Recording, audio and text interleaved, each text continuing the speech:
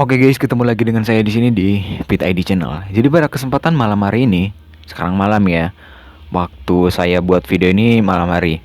Nah, pada kesempatan kali ini kita akan belajar mengenai yang namanya JavaScript. Oke, mungkin kalian banyak atau baru ya, atau mungkin baru tahu atau baru dengar dari apa sih itu namanya JavaScript. Nah, jadi buat kalian yang mungkin baru bergabung di channel ini, jangan lupa untuk klik subscribe karena di channel ini kita akan bahas bersama mengenai pemrograman serta hal-hal lainnya seputar teknologi. Oke, saya berikan waktu untuk kalian untuk klik subscribe. Nah, sekarang kita lanjutkan ya, JavaScript. Nah, JavaScript itu adalah salah satu bahasa pemrograman yang sering digunakan oleh para programmer untuk membuat program. Nah, selain JavaScript juga sebenarnya kita juga bisa menggunakan bahasa pemrograman lain. Seperti misalkan Python, C++, Ruby, dan lain sebagainya. Cuman JavaScript ini adalah bahasa pemrograman yang sering digunakan oleh para programmer. Kenapa? Karena JavaScript ini tidak perlu menggunakan compiler untuk menjalankan bahasanya. Berbeda dengan C++ ya. Kalau C++ itu perlu menggunakan compiler untuk menjalankan programnya. Dan compilernya itu adalah MinGW. Oke. Nah, JavaScript ini kita tidak perlu menggunakan compiler untuk menjalankan programnya. Nah, begitu scriptnya kita tulis, ketika scriptnya juga benar, ya program akan langsung dijalankan. Nah, untuk itu kita juga perlu menggunakan web browser ketika membuat web ya. Dan untuk web browsernya itu harus yang versi terbaru, usahakanlah. Biar apa ya? Biar programnya itu bisa jalan dan CSS-nya itu bisa terbaca dengan baik. Oke, nah bicara soal JavaScript itu dia sama seperti bahasa pemrograman lain. Oke, kenapa sama dan bagaimana sih persamaannya itu? Oke, nah jadi persamaannya itu adalah di sini. Dia itu sama seperti bahasa pemrograman lain, di mana dia itu punya variabel dan tipe data. Nah, ini akan kita bahas ya. Yang pertama kita bahas dulu dari tipe data. Nah, dari tipe data itu ada beberapa jenis tipe data, sama seperti bahasa pemrograman lainnya ya, yang memiliki jenis atau tipe data. Nah, untuk tipe data yang pertama itu ada string, ya, ada numeric, ada array, ada object, ada booleans. Nah, kalau string itu adalah sebuah tipe data di mana dia itu untuk menampung tulisan ya. Singkatnya seperti itu. Sementara numeric sesuai atau seperti dengan namanya itu, dia itu berfungsi untuk menampung angka. Oke. Nah, yang berikut ada array. Array adalah salah satu tipe data atau variabel ya. Oke, nanti akan kita jelaskan lebih jauh lagi tentang array dan semuanya ya. Nah, yang selanjutnya kita akan bahas saya jelaskan mengenai objek ya.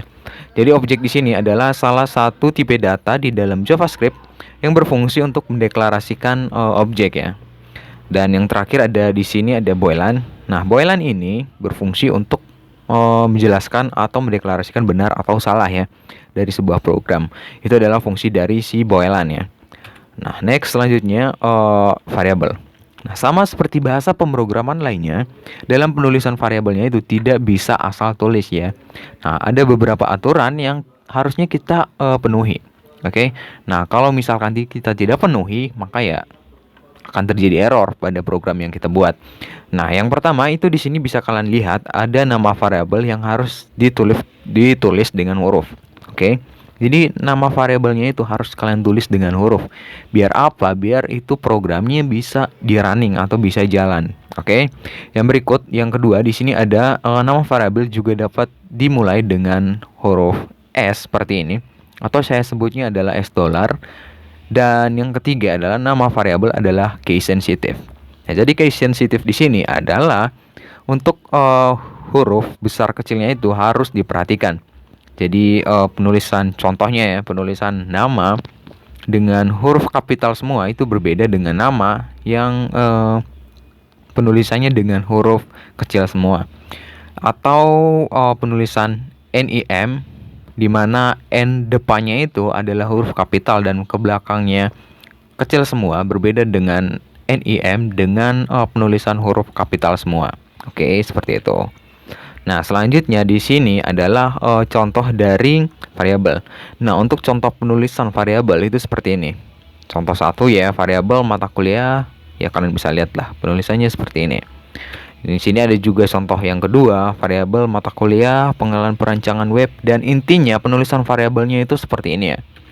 Ini juga ada contoh yang ketiga, bisa kalian lihat seperti ini ya, variabel mata kuliah, pengenalan perancangan web dipisahkan dengan tanda koma, yaitu jurusan lalu sistem informasi, dan dipisahkan dengan tanda koma lagi di sini yaitu kode S017, dan dipisahkan dengan tanda koma lagi SKS sama dengan 2. Ini adalah penulisan dari variabelnya ya. Bisa dipisahkan dengan tanda koma seperti ini. Nah, yang berikut ada perintah dasar. Nah, dalam JavaScript itu pasti adalah perintah-perintah dasar. Sama seperti di dalam bahasa pemrograman lainnya. Nah, di sini ada yang pertama adalah assignment. Assignment adalah perintah untuk memasukkan. Dan di sini untuk perintah assignment-nya sendiri saya sudah buatkan contohnya ya. Ini adalah salah satu assignment di mana perintah paling basic ya di dalam JavaScript, dan kita akan lihat program atau outputnya itu seperti apa. Dan ini kenapa bentukannya seperti ini, karena saya tidak ngelink ya. Jadi saya langsung tuliskan si JavaScript-nya itu, script-nya itu di HTML. Oke. Jadi tidak saya lakukan link ya. Nah, untuk penulisannya seperti ini, dan akan kita lihat outputnya seperti apa. Akan saya bukakan. Oke. Nah, ini dia seperti ini. Kenapa bisa dilihat di sini tadi ada nama Naya dan umur ada 18 tahun. Nah, kenapa kok di programnya itu namanya itu nggak keluar? Walaupun sudah di refresh ya berkali-kali, tapi masih belum keluar. Itu karena kita perlu menambahkan ini. Ini biar si dokumennya itu atau si nama dan umurnya itu bisa nampil. Dan untuk cara penulisan assignment-nya itu bisa kalian lihat seperti ini.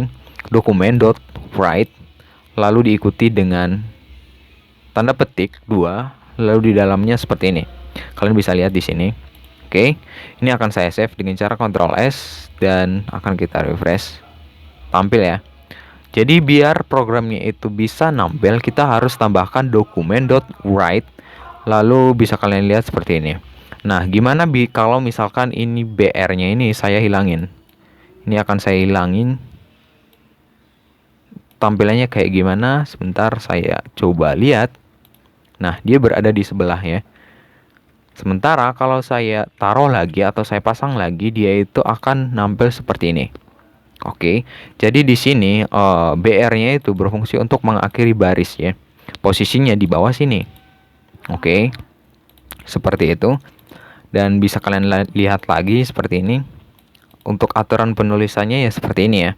Kalau misalkan ini saya hapus, tampilannya akan seperti apa? Kita lihat. Itu hilang ya. Karena apa? Dia tidak tahu apa yang harus dieksekusi, apa yang harus ditambahkan. Tapi kalau misalkan kita tambahkan nama, dia akan nampil. Oke. Ini berfungsi untuk memanggil ini. Oke. Ini berfungsi untuk memanggil ini. Jadi itu seperti itu ya. Sekarang kita balik ke PPT. Nah, ini tadi sama ya seperti itu ya. Nah, yang berikut ada perintah output. Nah, beberapa perintah yang dapat digunakan adalah antara lain sudah tadi ya. Untuk dokumen write sudah saya tampilkan tadi. Sorry. Lalu ada inner HTML, itu biasa digunakan atau diakses melalui elemen HTML.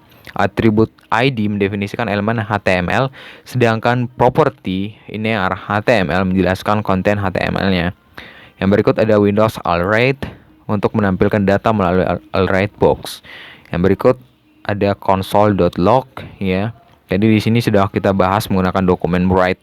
Kenapa saya tidak jelaskan yang ini semua ke bawah? Karena ini adalah yang paling sering kalian gunakan nantinya, yaitu dokumen write. Jadi di sini kalian bisa lihat untuk menampilkan atau assignment itu kalian harus menggunakan script, yaitu ini dokumen write, biar ini bisa tampil. Karena kalau misalkan tanpa ini itu tidak akan bisa tampil ya. Itu untuk proses assignment. Nah, selanjutnya ada juga beberapa proses-proses lainnya, seperti misalkan input atau untuk membuat web yang dinamis ya. Jadi ada banyak teknik lagi, dan itu akan kita bahas di next video. Nah, oke teman-teman, untuk video kali ini cukup sampai di sini. Like jika Anda suka, dislike saja jika Anda tidak suka. Kita ketemu di video selanjutnya. Bye.